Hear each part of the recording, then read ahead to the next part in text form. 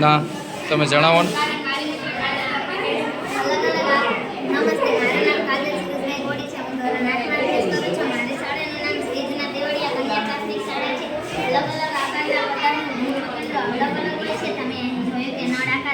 પાઇપનું ગુરુત્વ કેન્દ્ર નીચેની તરફ છે એટલે તે નીચે સ્થિર રહે છે અને ડબલ કોન ગુરુત્વ કેન્દ્ર ઉપરની તરફ છે એટલે તે ઉપર સ્થિર રહે છે.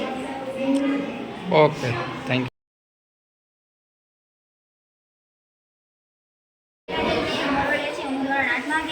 મારી શાળાનું નામ શ્રી જૂના દેવળિયા કન્યા પ્રાથમિક શાળા છે. નમસ્તે, મારું નામ પરમાર સાક્ષી કુમાર. હું ધોરણ 8માં અભ્યાસ કરું છું. મારી શાળાનું નામ શ્રી જૂના દેવળિયા કન્યા પ્રાથમિક શાળા છે. અમારા માર્ગદર્શકનું નામ ચાકાસણિયા ગામ છે. અમારી કૃતિનું નામ વિટામિન ખનિજ ક્ષાર છે.